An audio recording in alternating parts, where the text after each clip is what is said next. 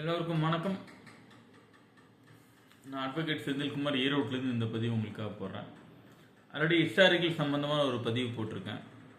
அதில் வந்துட்டு பின் ட்ராப் சைலன்ஸ்னு ஒன்று போட்டேன். 1949 ஒரு பதிவை போட்டிருந்தேன். பட் ஹிஸ்டாரிக்கல் சம்மந்தமாக எனக்கு ஹிஸ்ட்ரி ரொம்ப பிடிக்கும். ஹிஸ்ட்ரி நான் படிக்கிற காலத்துலேருந்து நான் +1 ஹிஸ்ட்ரி படித்த பையன். அதனால் ஹிஸ்ட்ரி சம்மந்தமான வரலாற்று பதிவுகள் ரொம்ப நான் விரும்பி பார்க்குறது உண்மை. அதை நான் ரொம்ப லைக் பண்ணுவேன். அந்த கண்ணோட்டத்தில் பார்க்கும்போது 1949 சம்பந்தமான ஒரு பதிவை உங்களுக்கு போட்டிருந்தேன். இப்போ எகைன் உங்களுக்கான ஒரு பதிவு 1926. இதில் யாருக்கெல்லாம் ஞாபகம் இருக்குன்னு தெரில. இந்த கொஸ்டின் இல்லாத ஹிஸ்ட்ரி படித்த பசங்களுக்கு இந்த கொஸ்டின் தெரியாமல் இருக்காது. முதலாம் பானிப்பட்டு போர் அப்படின்னு கேட்டிங்கன்னா 1526. 1526 முதலாம் பானிப்பட்டு போர் யாருக்கு நடந்துச்சுன்னு கேட்டிங்கன்னா, எந்த புக்கையும் நான் ரெஃபர் பண்ணல. நான் படித்ததோட நீங்கள் படித்தது நீச்சல்னு வச்சுக்கிட்டீங்க அப்படின்னா அப்படி நீங்கள் படிக்கணும்னு நான் சொல்லுவேன். படித்தது எப்பயுமே மறக்காத அளவுக்கு நீங்கள் படிக்கணும், எந்த செக்ஷனாக இருந்தாலும் சரி. ஒரு எடுத்துக்காட்டுக்கு கம்பெனி செக்ஷனில் நான் படிக்கும்போது 256 கம்பெனி செக்ஷனாக டீப்ரைட் ஆஃப் தி என்ன சொல்கிறது ப்ரீ இன்கார்பரேஷன் எக்ஸ்பென்ஸ் அப்படின்னு கேட்டிங்கன்னா அது ஒரு செக்ஷன் நான் சொல்லுவேன். இன்கம் டேக்ஸில் எத்தனை செக்ஷன் இருக்குது, கம்பெனி ஆக்டில் எத்தனை செக்ஷன் இருக்குன்னு படிக்கிறதுலே ஒரு விதம் இருக்குது. இப்படி தான் படிக்கணும் அப்படின்னு படிக்கும்போது ஆழ்ந்து தான் நம்ம அதை படிக்கணும் அப்படிங்கிறத நான் விரும்புவேன். அப்படி தான் நான் படிப்பேன். 1526 முதலாம் பானிப்பட்டு போர் பாபருக்கும் இப்ராஹிம் லோடிக்கும் நடந்தது.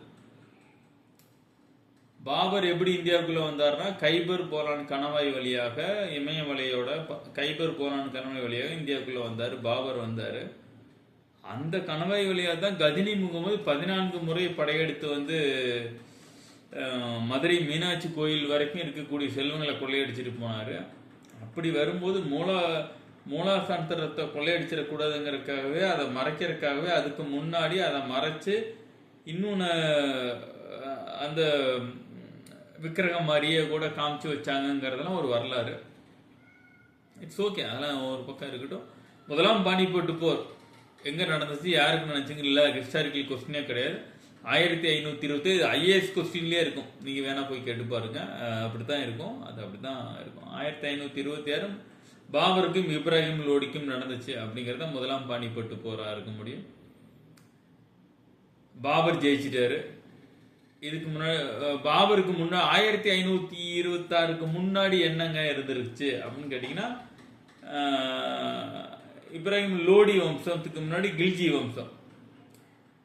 வம்சத்துக்கு முன்னாடி அப்படியே 2-3 அப்படியே போய் கற்காலம் முதல் கூட அப்படியே போகும். நீங்கள் 6ஆம் கிளாஸ்லேருந்து படித்து பார்த்தீங்கன்னா மனுஷன் குமிஞ்சு குரங்கா இருந்ததுலேருந்து மனுஷன் எப்படி ஆனானோ அப்படிலாம் வரும். கில்ஜி வம்சம் வரும், நவாப் இருப்பாங்க, அது அப்படியே வரும்னு வச்சுக்கங்களேன்.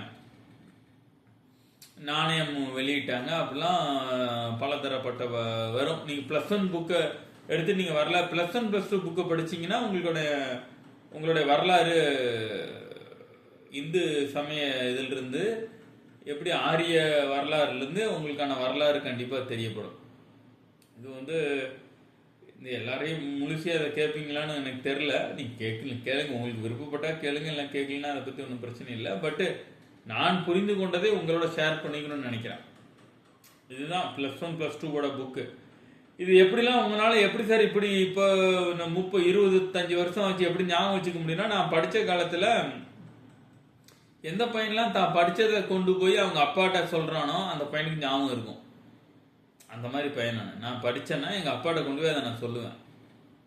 இப்போ 1526 சொல்கிறேன்னா இது எனக்கு திடீர்னு ஞாபகம் வரல. எங்கள் அப்பாட்ட நான் அப்பயே சொன்னேன், அப்பா இப்படி இருக்குப்பா, இப்படி இருந்தாருப்பா, இப்ராஹிம் இருந்தார், இவர் இருந்தாருன்னு சொல்லுவார்.